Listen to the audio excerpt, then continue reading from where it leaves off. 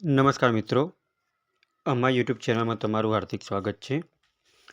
મિત્રો, અત્યારે આઈબીપીએસની અંદર ક્લાર્કની જાહેરાત પડેલી છે, જેની અંદર આ ફોર્મ ભરવા માટે તમારે મિનિમમ લાયકાત શું માગેલી છે, આ ફોર્મ ભરવા માટેની તમારે ફી કેટલી છે, આ ફોર્મની અંદર કુલ કેટલી જગ્યાઓ છે, આ ફોર્મની અંદર કાસ્ટ વાઇઝ કુલ કેટલી જગ્યાઓ છે, આ ભરતી પ્રક્રિયાની અંદર તમારે સિલેક્શન પ્રોસેસ કેવી રીતના થશે અને આ ભરતી પ્રક્રિયાની છેલ્લી તારીખ કઈ છે અને આ ફોર્મ કેવી રીતના ભરવું એ તમે આ વિડીયોના માધ્યમ દ્વારા જોઈ શકશો.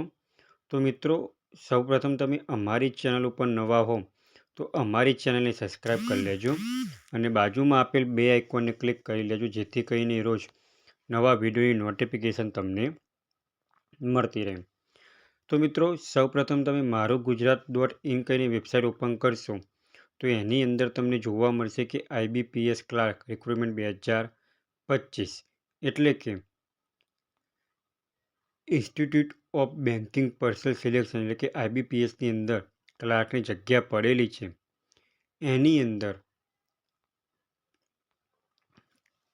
કઈ પોસ્ટ માટેની છે તો કસ્ટમર સર્વિસ એસોસિએટ ક્લાર્કની જગ્યાઓ છે અને આ ફોર્મ તમારે ઓનલાઈન ભરવાનું રહેશે.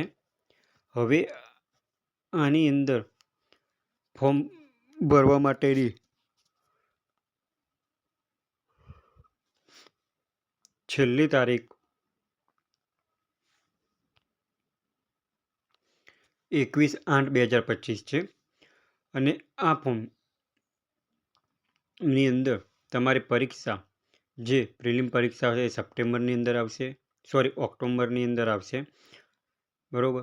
હવે વાત કરીએ આપણે કે એપ્લિકેશન ફી શું છે. તો જે લોકો જનરલ કેટેગરીમાં આવે છે, ઓબીસી કેટેગરીમાં આવે છે, ઈડબ્લ્યુએસ કેટેગરીમાં આવે છે તેવા લોકો માટે 850 રૂપિયા છે.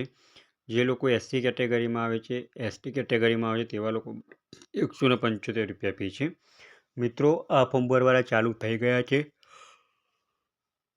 અને આ ફોર્મ ભરવા માટેની છેલ્લી તારીખ 21/8/2025 છે.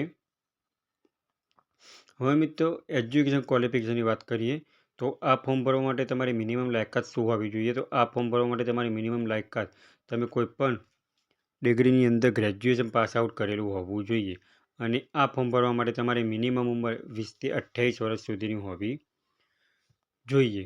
અને બીજી જે અલગ કાસ્ટ છે એની અંદર સરકારના નીતિ નિયમ મુજબ સમય મર્યાદાની છૂટ આપેલી છે. હવે સિલેક્શન પ્રોસેસ કેવી રીતના થશે. તો મિત્રો, સૌપ્રથમ તમારે પ્રિલિમિનરી એક્ઝામ આવશે. એ તમે પ્રિલિમિનરી એક્ઝામ પાસ આઉટ કરશો તો એના પછી મેન એક્ઝામ આવશે. મેન એક્ઝામ પાસ આઉટ કરશો તો એના પછી ડોક્યુમેન્ટ વેરિફિકેશન, પછી મેડિકલ ફિટનેસ આવશે. હવે મિત્રો, એક્ઝામ પેટર્નની વાત કરીએ તો પ્રિલિમ એક્ઝામ પેટર્નની અંદર તમારે ઇંગ્લિશ 30 માર્ક્સનું પૂછાશે, નંબરિક એબિલિટી એટલે કે મેથેમેટિક્સ તમારું 35 માર્ક્સનું પૂછાશે, રિઝનિંગ 35 માર્ક્સનું પૂછાશે. આમ કુલ તેની 100 માર્ક્સનું પેપર પૂછાશે. પછી જે ઉમેદવારો પ્રિલિમ પાસ કરશે એને મેન આપવા મળશે. દરેક માર્ક્સનો દરેક ક્વેશ્ચનનો 1 માર્ક્સ છે અને નેગેટિવ માર્ક તમારી 0.25 રહેશે. ત્યાર પછી મિત્રો, મેન એક્ઝામની વાત કરીએ તો જનરલ નોલેજ 50 માર્ક્સનું પૂછાશે, જનરલ ઇંગ્લિશ 40 માર્ક્સનું પૂછાશે, રિઝનિંગ અને ગણિત 60 માર્ક્સનું પૂછાશે અને ક્વોન્ટિટી એપ્ટિટ્યૂડ એટલે કે મેથેમેટિક્સ તમારે 50 માર્ક્સનું પૂછાશે. આ મેન એક્ઝામ તમારે 200 માર્ક્સની રહેશે અને 160 મિનિટનો સમયગાળો રહેશે. હવે મિત્રો, તમારે એપ્લાય કેવી રીતના કરવું એ પહેલાં તમારે બીજી કોઈ પણ વધારાની માહિતી જોઈતી હોય તો એની ઓફિશિયલી નોટિફિકેશન ક્લિક કરશો તો તમને એની વધારાની માહિતી મળી શકશે. તો મિત્રો, અહીંયા તમે નોટિફિકેશન પણ જોઈ શકો છો. નોટિફિકેશનની અંદર તમને આપેલી છે સ્ટાર્ટ ડેટ અને એન્ડિંગ ડેટ, કઈ તારીખે ફોર્મ ભરવાના ચાલુ થયા હતા, કઈ તારીખે એની છેલ્લી તારીખ છે. ઓનલાઈન પ્રિલિમિનરી એક્ઝામ ક્યારે આવશે એ ઓક્ટોબર 2025માં આવશે અને મેન એક્ઝામ તમારી નવેમ્બર 25માં આવશે.